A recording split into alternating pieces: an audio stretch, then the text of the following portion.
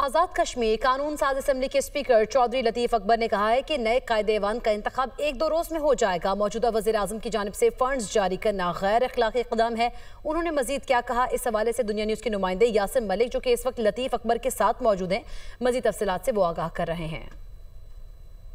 کشمیر کی جو موجودہ سیاسی صورتحال ہے اس کو لے کر سب کی نظریں جو ہیں وہ اس وقت آزاد کشمیر کے اوپر ہیں۔ اس وقت ہمارے ساتھ موجود ہیں قانون ساز اسمبلی کے اسپیکر چودھری لطیف اکبر صاحب۔ سب سے پہلے یہ بتائیے گا کہ تحریک عدم اعتماد، آپ اسپیکر تو ہیں ہی ہیں، اس کے ساتھ ساتھ پاکستان پیپلز پارٹی کے بڑے منجے ہوئے آپ کشمیر کے سینئر رہنما بھی ہیں، تو کس طرح سے دیکھ رہے ہیں یہ کیا ہونے جا رہا ہے؟ کیوں نہیں ابھی تک تحریک عدم اعتماد جو ہے وہ جمع کروائی جا سکی نمبر گیم مکمل ہونے کے باوجود؟